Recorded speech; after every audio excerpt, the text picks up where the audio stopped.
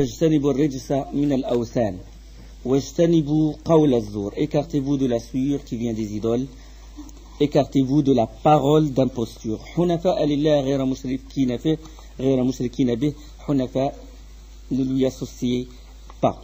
ومن يشرك بالله فكأنما خر من السماء فتخطفه الطير أو تهوي به الريح في مكان سحيق.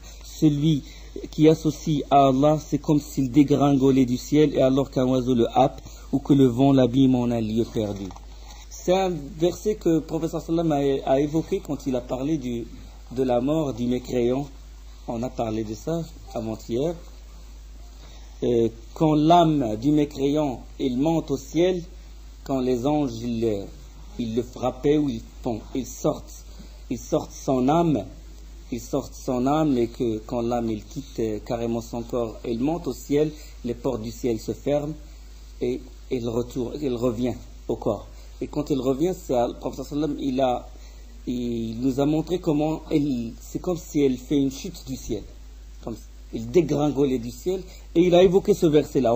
Celui qui est associé à Allah, c'est comme s'il dégringolait du ciel. Ça veut dire que le mécréant il va vivre cet événement, il va vivre cette situation.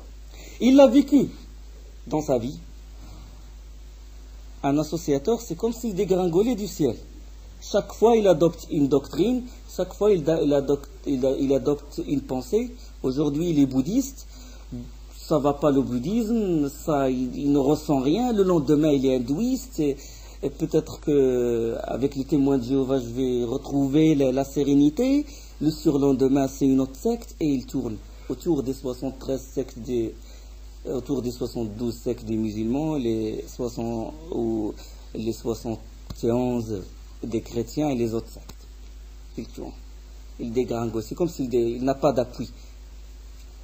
Il n'a pas dans son cœur la ilaha illallah qui est bien enraciné et que les branches s'élancent vers le ciel et qui donnent ses fruits. De même, pendant sa mort, quand il meurt, son âme, il subit le même sort. Il chute.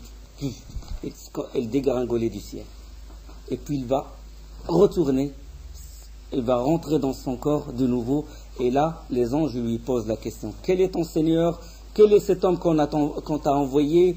Et quelle est ta religion? Quelle est cette voie que tu as suivie? La voie des sectes égarées, la voie des kuffars, ou bien la voie d'Allah subhanahu wa ta'ala? ذلك وما يعظم شعائر الله فإنها من تقوى القلوب. Voilà ce qui est prescrit, et quiconque exalte les injonctions sacrées d'Allah s'inspire en effet de la piété des cœurs. لكم فيها منافع, c'est des versets qui parlent du pèlerinage. لكم فيها منافع إلى أجل مسمى ثم محلها إلى البيت العتيق. De ces bêtes-là, les bêtes destinées à être sacrifiées, vous tirez des avantages jusqu'à un terme fixé, puis son lieu d'immolation est auprès de l'antique maison, ça veut dire le Kaaba. وَلِكُلِّ أُمَّةٍ جَعَلْنَا مَنْسَكًا. À chaque communauté, nous avons assigné un mansak, un rite. لِيَذْكُرُوا اسْمَ اللَّهِ عَلَى مَا رَزَقَهُم مِّن بَهِيمَةِ الْأَنْعَامِ. À chaque communauté, nous avons assigné un rite sacrifiel afin qu'ils prononcent le nom d'Allah sur la bête de cheptel qu'il leur a attribuée. فَإِلَهُكُمْ إِلَهُ وَاحِدٌ فَلَهُ أَسْلِمُوا. Votre Dieu est certain Dieu unique, soumettez-vous donc à lui et faites bonne annonce à ceux qui s'humilient. Donc, de faire la sha'irat Allah, de faire le tawaf, de faire les rites, ces rites, on ne doit les adresser qu'à Allah subhanahu wa ta'ala. Faire le pèlerinage pour Allah subhanahu wa ta'ala. Faire le tawaf pour Allah et non pas faire le pèlerinage dans un autre endroit, parce que certains, ils le font à Karbala, en Irak. Ils tournent autour de certaines demeures là-bas et autour de la tombe de Hussein. Et qu'en font les Indiens dans leur pays et tout, ils rentrent dans un lac, c'est un pèlerinage spécial pour eux. On ne doit faire le pèlerinage, on doit sangler les montures que vers la mosquée d'Allah subhanahu wa ta'ala, que vers la Kaaba. Donc le pèlerinage, les rites doivent être adressés à Allah, de même que le sacrifice. À chaque communauté, nous avons assigné un rite sacrifiel afin qu'il prononce le nom d'Allah sur la bête de cheptel. Donc on sacrifie pour Allah subhanahu wa ta'ala. وَمِنَ السُّنَّةِ. Et dans la sunna, Allah a maudit celui qui offre son sacrifice à un autre qu'Allah. La'ana Allahu man dhabaha li ghayrillah. Donc, ça c'est un hadith rapporté par Muslim. C'est le hadith 1978 et sous un autre numéro, le numéro 43. Selon Ali radiyallahu anhu, où il dit, l'envoyé d'Allah sallallahu alayhi wa sallam m'a parlé de 4 sujets suivants. Il a dit, Allah a maudit celui qui offre son sacrifice à un autre qu'Allah. Allah a maudit celui qui maudit ses pères et mères. Allah a maudit celui qui abrite un coupable. Allah a maudit celui qui change les bornes d'une terre. Abrite un coupable, c'est quelqu'un qui a commis un crime, il l'abrite, il le protège. D'accord? Il le protège pour qu'il ne soit pas jugé par un juge musulman qui juge avec les lois d'Allah. Sur cette personne que s'applique ce hadith-là, qui change les bornes d'une terre, ça veut dire il change les limites du sanctuaire, le haram, le sanctuaire autour de la Kaaba, ou bien d'autres ont dit il s'approprie le terrain de son voisin. Il est maudit cette personne. Donc ne sacrifier que pour Allah subhanahu wa ta'ala, sacrifier pour un djinn ou sacrifier pour un wali, un hôte de la tombe comme ils font au bled, c'est un shirk, c'est de la grande association, c'est shirk akbar. C'est ce que font les sorciers aussi. Le sorcier, il négocie avec le djinn pour lui ramener l'information du ciel et pour aussi attirer les gens vers lui. D'accord? Il négocie, il peut envoyer le djinn, il rentre dans telle personne. Et puis après, il fait que les gens, la famille de cette personne malade qui a été touchée par ce djinn-là, ce diable-là, rend visite à ce sorcier, lui donne l'argent, et lui, il est déjà en accord avec le djinn qui est rentré dans ce malade-là, et il le sort. Donc ils font ce qu'on appelle, ce qu'Allah a dit, l'istimta', ils profitent. Donc les humains, ils profitent des djinns, et les djinns, ils profitent des humains. L'humain, il veut l'argent. En gros, c'est le fric.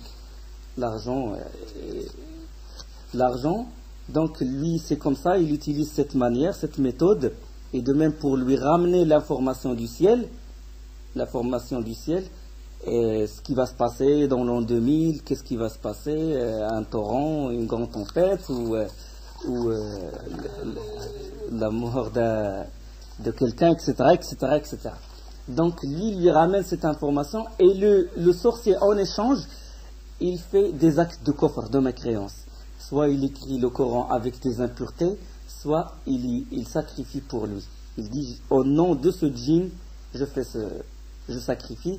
Donc il négocie. Allah il dit, وَيَوْمَ نَحْشُرُهُمْ جَمِيعًا يَا مَعْشَرَ الْجِنِّ قَدْ اسْتَكْثَرْتُم مِّنَ الْإِنسِ وَقَالَ أَوْلِيَاؤُهُم مِّنَ الْإِنسِ رَبَّنَا اسْتَمْتَعَ بَعْضُنَا بِبَعْضٍ وَبَلَغْنَا أَجَلَنَا الَّذِي أَجَّلْتَ لَنَا قَالَ النَّارُ مَثْوَاكُمْ خَالِدِينَ فِيهَا إِلَّا مَا شَاءَ اللَّهُ.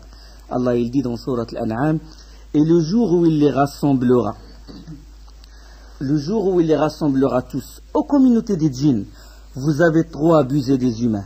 Et leurs alliés parmi les humains diront, ô notre Seigneur, nous avons profité les uns des autres, et nous avons atteint le terme que tu avais fixé pour nous. Il leur dira, l'enfer.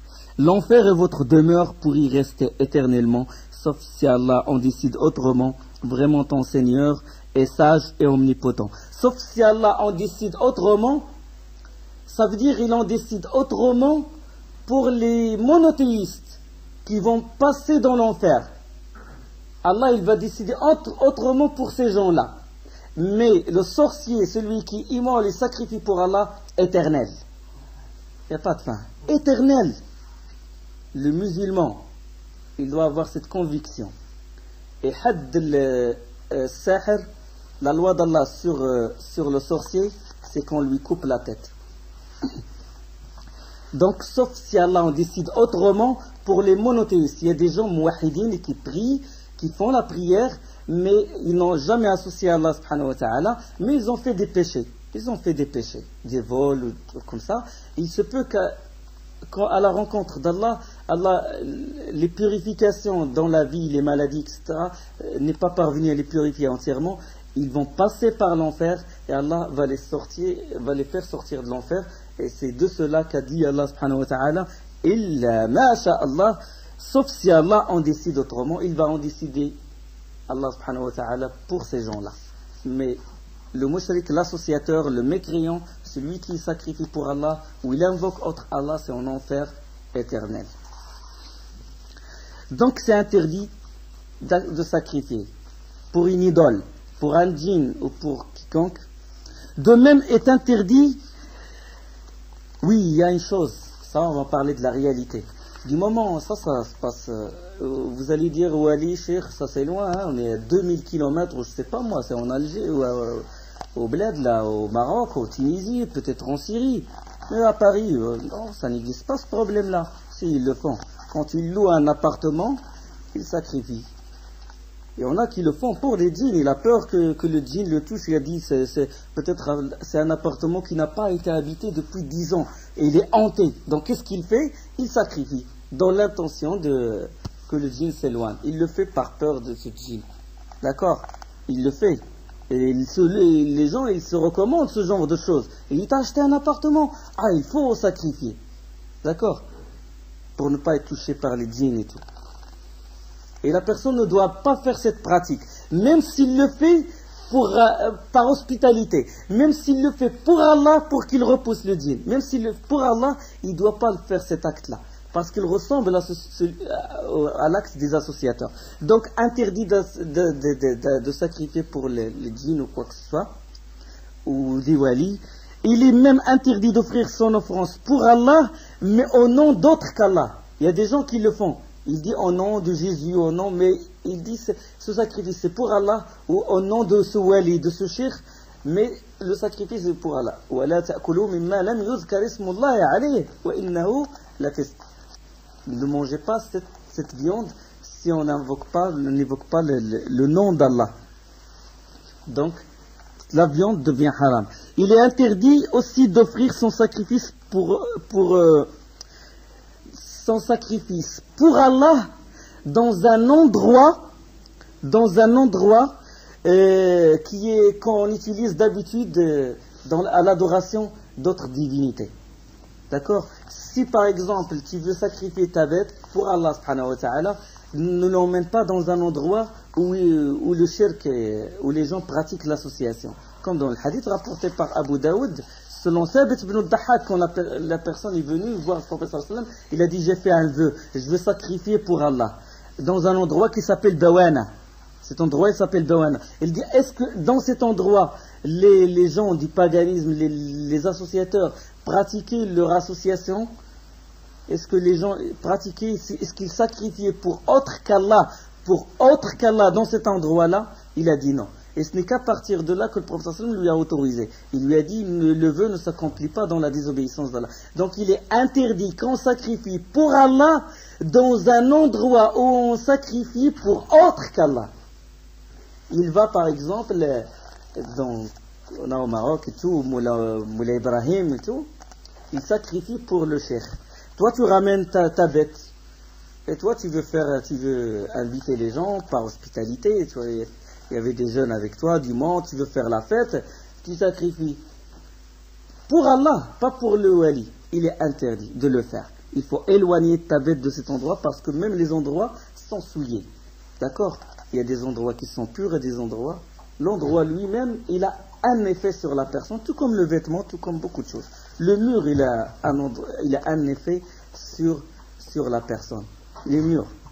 Quand quelqu'un il a commis des actes de mécréance, des actes de jahiliya, d'ignorance dans un secteur, dans une cité numéro 1, où il a fait beaucoup de dégâts, il a des vols, des casses de voitures et tout, quand il revient à cet endroit, les murs, il l'attirent. Hein. Même s'il ne voit pas tel copain ou tel autre, rien que les murs, ils l'attirent. Ils ont un effet. Donc l'endroit, il y a des endroits qui sont bénis, la Kaaba et tout, les mosquées Al-Aqsa, la mosquée du prophète sallallahu alayhi wa sallam, etc. Les mosquées d'Allah en général, il y a des endroits qui sont maudits. Et ça, c'est le genre de sacrifices qui sont interdits et tout. Et bon, il y a certains savants qui ont ajouté à ça, ils ont dit il est interdit de sacrifier à l'occasion de la venue de quelqu'un. Ça, c'est une pratique ancienne et tout. Quand par exemple quelqu'un qui est très respecté et tout, il rentre dans un village, les gens ils sacrifient. Ils sacrifient, c'était pas dans le but de l'inviter, ils sacrifient comme ça, par respect, et ça les savants l'ont interdit. Ils l'ont interdit. Donc ça concernant le sacrifice, l'immolation. Maintenant le vœu, النذر ودليل النذر قوله تعالى يوفون بالنذر ويخافون يوما كان شره مستطيرا. Ils accomplissent le vœu et redoutent un jour dont le mal est toujours menaçant. Dans Surat Al-Insan 76, le verset 7. Nazar, c'est de s'obliger quelque chose. C'est de s'obliger quelque chose devant Allah. Ça veut dire que si Allah me donne des enfants, si Allah me sort de ce problème, je vais jeûner 10 jours. Je vais nourrir 100 pauvres. Ça, c'est ce qu'on appelle le vœu, un nazar. D'accord? Et le hukm, ça veut dire la loi, la règle du vœu, un nazar, il n'est pas souhaitable. Makruh. Et le prophète sallam, il a dit, il n'apporte pas du bien. La ya'ti bi khair wa la yaruddu qada Allah. Et il ne repousse pas le décret d'Allah, la décision d'Allah. Et il a dit même dans une autre version, il a dit c'est quelque chose qu'on attire de l'avare. C'est quelque chose soustraite de l'avare. Donc la personne ne doit pas faire de vœux. D'accord? Il dit si Allah tu me donnes ça, je ferai pour toi ça. C'est comme une sorte de négociation jusqu'à Cheikh l'Islam, il a dit que c'est interdit carrément. Il a dit c'est interdit. Mais si la personne il fait le vœu, il est obligé de l'accomplir si c'est dans l'obéissance d'Allah. Si c'est dans l'obéissance, car le prophète sallallahu alayhi wa sallam il a dit dans le hadith du Bukhari 6700 selon Aïcha, quiconque fait le vœu de faire un acte qui satisfait à Allah doit le remplir, mais s'il fait le vœu de le désobéir, il doit s'en abstenir. D'accord? Il doit s'en abstenir. Donc s'il fait le vœu de faire dans l'obéissance d'Allah, il doit le remplir. S'il ne le remplit pas, il est obligé de donner ce qu'on appelle kafara. Il doit rétablir la chose.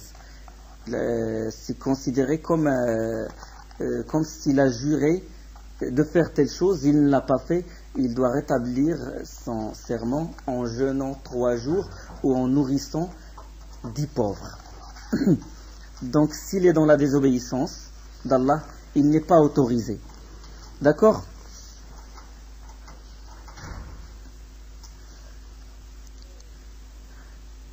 Donc la ya'ti bi khair. Et donc le vœu, bon ça c'est un sujet dans la jurisprudence, les règles du vœu, on va pas en parler. Donc on doit remplir le vœu quand il s'agit de l'obéissance d'Allah et on ne le remplit pas s'il s'agit de la désobéissance d'Allah. De même faire le vœu pour autre qu'Allah, on ne remplit pas et il faut éviter quand on voit une étoile filante de dire faire un vœu parce que c'est un acte d'association. Donc on est arrivé maintenant, on a terminé les actes d'adoration, des exemples parce qu'ils sont nombreux, et le vœu et tout. Et donc comme je dis, personne n'est à l'abri de ce shirk. Soit la personne il tombe dans shirk, dans le vœu, dans l'amour, soit dans la crainte, soit dans l'appréhension, et des fois il les réunit toutes. Et donc personne n'est à l'abri. Il y a beaucoup d'exemples, les joueurs de football par exemple. Nous on croit que ce shirk-là il n'est pas... Mais il est répandu partout. Quand la personne il a vraiment connaissance de ce shirk, et quand le prophète sallallahu alayhi wa sallam il a peur pour sa communauté qu'il tombe dans le shirk, donc c'est clair. Les joueurs de foot. Attention, les joueurs de foot, l'entraîneur, il va voir pour chaque équipe de foot, chaque équipe il a des rites bien spéciaux. Et dans les pays musulmans, dans un des pays musulmans, ils ont leur propre marabout. Qu'est-ce qu'ils ont fait? Il a pris un bouc, il l'a enterré vivant, une chèvre ou un bouc, il l'a enterré vivant et il a fait comme une tombe protubérante. Il a demandé aux joueurs de sauter cette tombe pour marquer le but, pour que la balle quand il arrive au filet, il fait comme ça et il sort. Donc partout dans le monde, le shirk est répandu. Dans les pays, entre parenthèses, les plus civilisés. matériellement, sinon spirituellement, ils sont les plus bas. Dans les pays pseudo-civilisés, on voit ce genre de shirk. Ils ont tout un porte-bonheur. Comment on appelle ça? Un petit nounours ou un truc comme ça, qui porte bonheur pour qu'il marque des buts et tout. C'est répandu. Dans le milieu du sport, c'est répandu. Ils mettent des talismans et tout. Dans le short, sur un match de foot ou la lutte ou le karaté ou le judo, n'importe quel sport. Ils mettent ça pour que... C'est de l'association. La même tenue, ça c'est notre sorte d'association, mais... Donc, il a évoqué le cheikh, rahimahullah, les actes du cœur. Il a parlé de la crainte, de la vénération, de l'appréhension, le khashya, l'inab, al-raghba, al-rahba, tous ces actes-là. Pourquoi il a fait ça? Il a commencé par dua, parce qu'à son époque, la Mecque et Médine, ils invoquaient les prophètes, ils invoquaient les tombes et tout, à son époque. Donc il faut qu'il combat. Il a combattu par la parole et par l'arme, rahimahullah.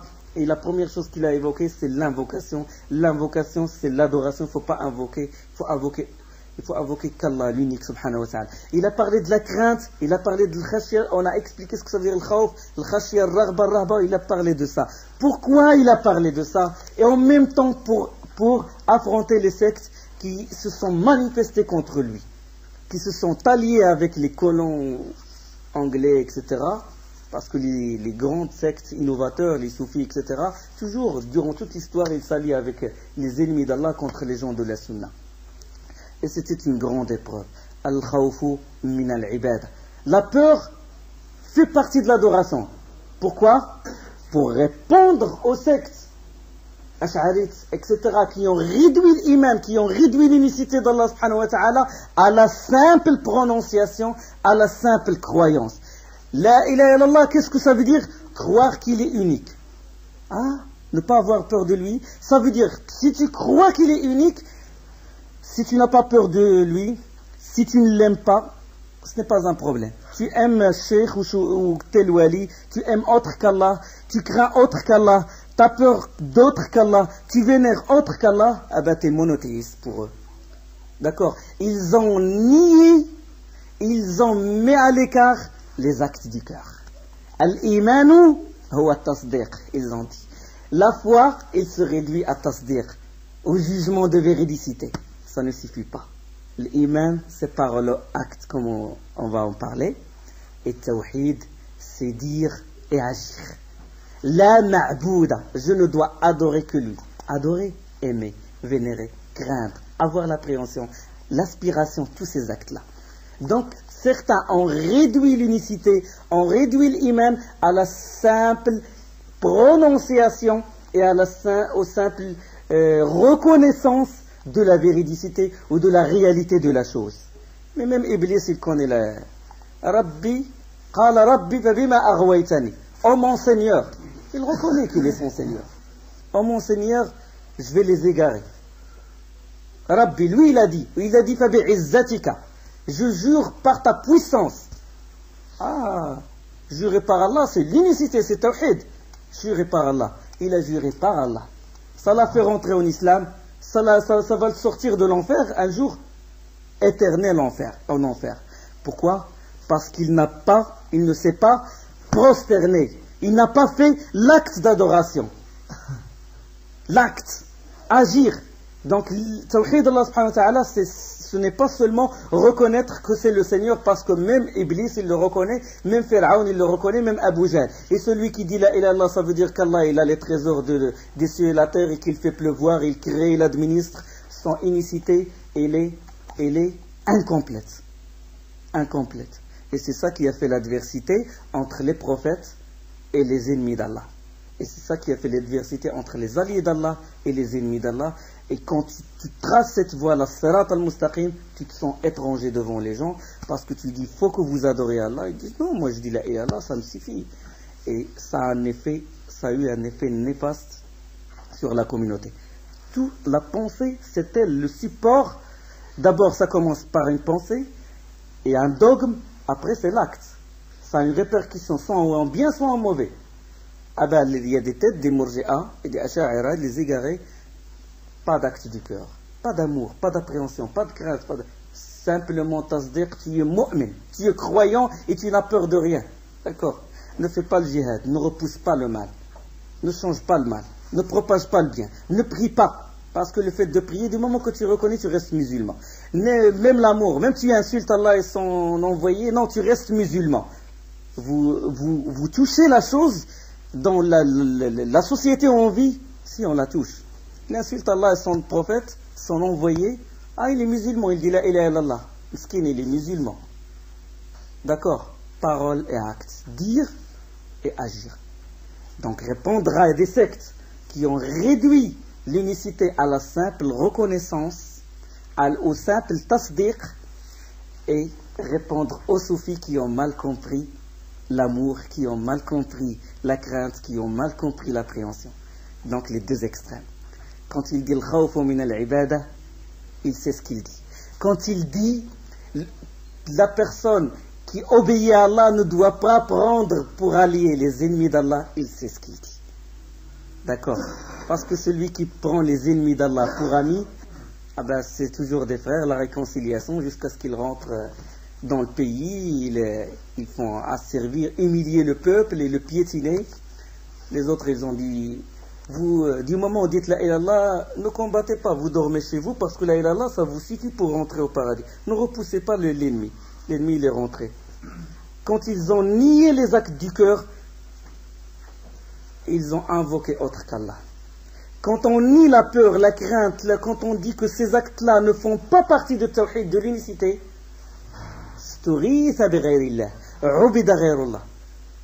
les gens se sont prosternés devant les tombes, ils ont invoqué des idoles. Qu'est-ce qu'il fait cette personne? Il invoque. Qu'est-ce qu'il fait? Il invoque, il se prosterne devant la tombe. Il est musulman? Oui, il est musulman. Pourquoi? Parce qu'il dit la ilallah, il a tzedek dans son cœur. Il a la reconnaissance dans son cœur. Mais cet acte-là, c'est une association. Il annule son tawhid. Pourquoi? Parce que pour eux, l'invocation, ça ne fait pas partie de l'adoration. L'amour, ça ne fait pas partie de l'adoration. La crainte, ça ne fait pas partie de l'adoration. D'accord? Donc, des gens ont enlevé ces actes d'adoration et ils ont cassé toute la communauté. Et ils étaient la source de la défaite, la source que la communauté soit défaite, que la khilafa s'écroule. Ça a commencé par cette pensée-là. Les autres extrêmes, qu'est-ce qu'ils ont dit? Nous croyons l'amour, nous croyons la crainte, nous croyons la vénération. Oui, ils reprochent des gens de la sunna, ils disent vous parlez de la prière, vous parlez du fiqh, et vous niez le yaqin, vous niez l'amour, vous niez la crainte. Mais quel est l'amour pour eux? C'est aimer toutes les créatures. Aimer toutes les créatures. L'amour, ils reconnaissent c'est comme eux, c'est pas la réalité législative, religieuse, mais la réalité universelle, ontologique. D'accord? Allah, il a créé ça. Il ne faut pas le prendre pour ennemi. Allah l'a créé, toi tu le prends pour ennemi. Il prend comme prétexte la réalité ontologique contre la réalité religieuse. Allah, il a créé Iblis et il aime que je prends Iblis comme ennemi. Vous êtes d'accord? Et c'est ça l'adoration. Nul n'est en droit d'être aimé qu'Allah. Négation et affirmation. D'accord? Allah, il déteste ses ennemis. Il déteste les alliés d'Iblis. Et il me demande à moi dans le Coran, La tattakhidhu aduwi wa aduwakum awliya. Ne prenez pas mes ennemis qui sont vos ennemis comme alliés. D'accord? Donc, d'autres, ils ont considéré ces actes du cœur, ils ont dit oui, on les reconnaît. Mais ils l'ont mal compris. Comme Ibn Arabi, Ibn al-Farid, Ibn Sab'in et la secte qui a... on a parlé la semaine dernière. Les grands savants, ils ont analysé leurs écrits. C'est en 492 de l'Hégire que les croisés sont rentrés dans les pays de l'islam. On n'a trouvé aucun, ni Ibn al-Farid, ni Ibn Sab'in, même le Ghazal, lui, même il est tombé dans leur secte, du soufisme. Une condamnation, une simple condamnation des croisés. Une simple, qu'ils n'ont pas le droit de rentrer chez nous. Condamnation dans leurs poèmes. Ils ont mujalladat, une trentaine de livres. Pourquoi? Il a mal compris l'amour. Il a mal compris la peur. فَلَا تَخَافُوهُمْ وَخَافُونِ. Regarde, cher, une phrase, il répond, mais il sait ce qu'il fait.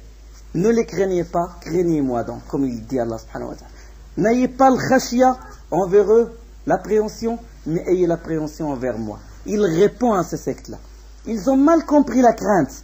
Ils disent, j'aime Allah parce que je l'aime. Si je l'aime par peur de son enfer, comme dit Rabi al-Adawi, la femme soufie qui est très célèbre, on a fait même des films sur cette femme.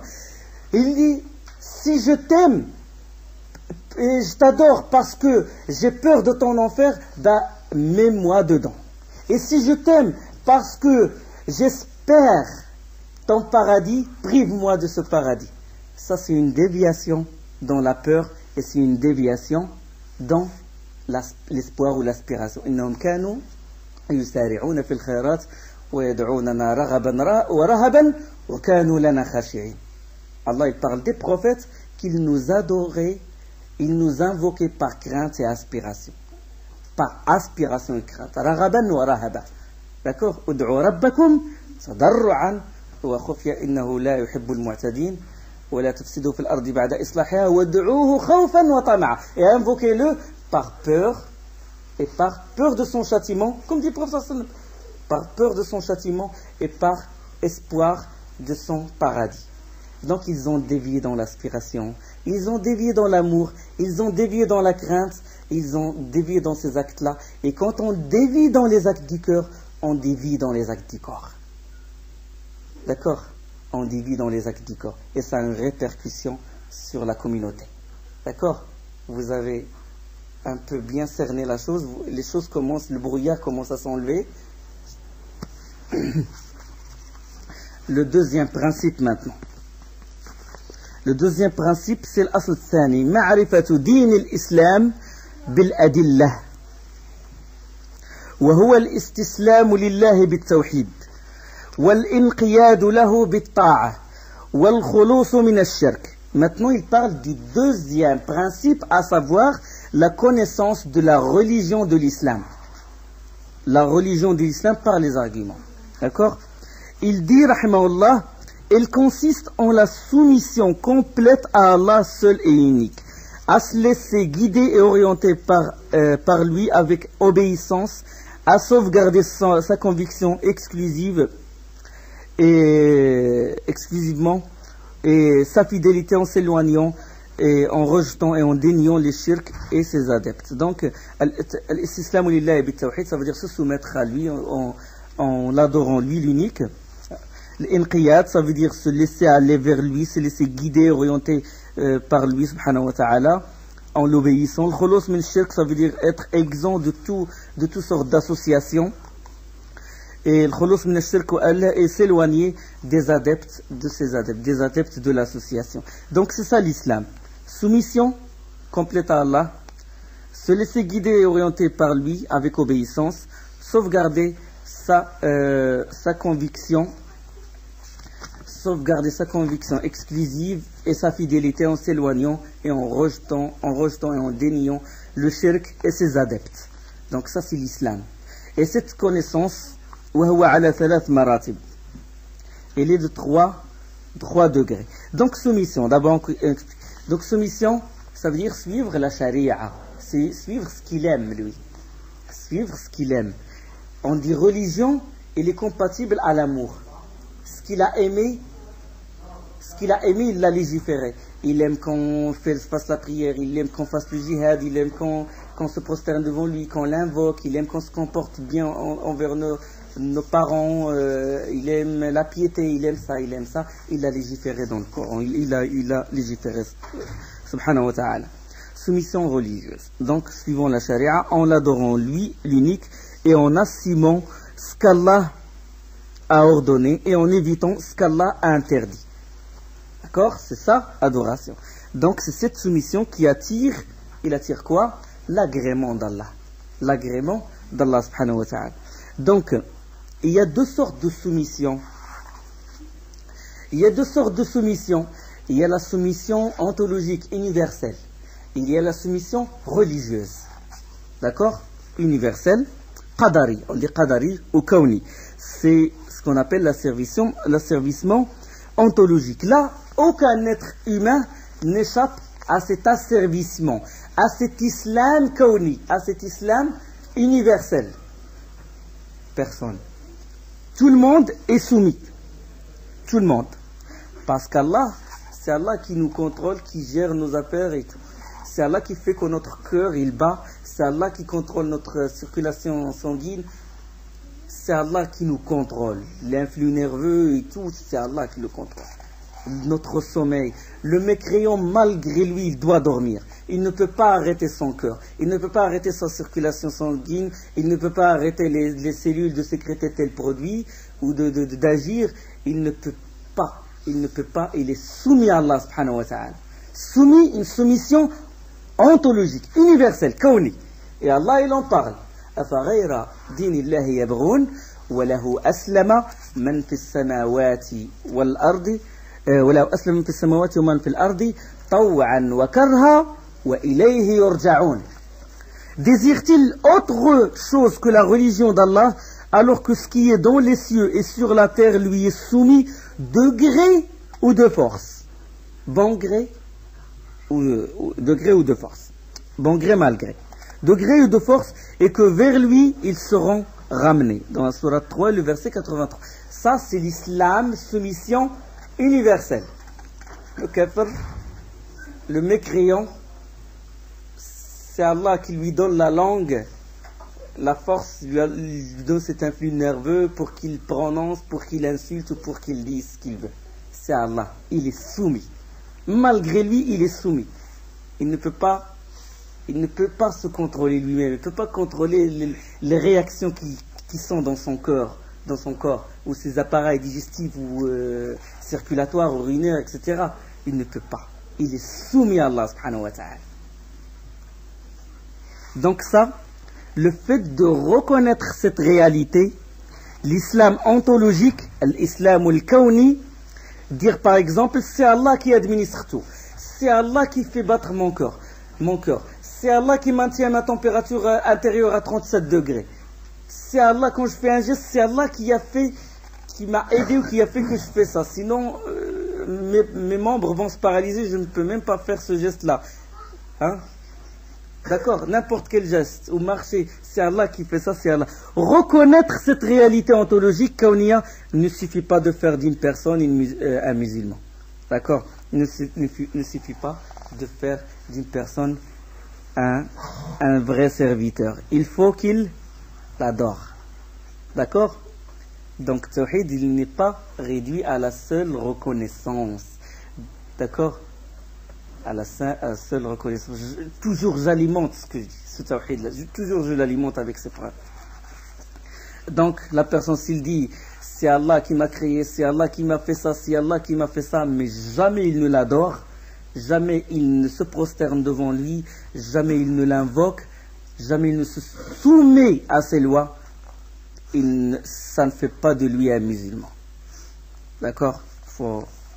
Parce que cette reconnaissance, même Iblis, il la reconnaît. Qala Rabbi. Du moment qu'il dit Rabbi, Rabbi ça veut dire, il a dit, oh mon Seigneur, Iblis il a dit, oh mon Seigneur, ça veut dire, oh mon Créateur, oh celui qui gère mes affaires, le roi de l'univers. Rien que dans Rabbi, il y a ça. Il les reconnaît. Il a reconnu la réalité ontologique universelle. Ça l'a fait rentrer en islam? Hein? Ça va apaiser le feu de l'enfer? Non, ça va pas. Il va être éternel en enfer.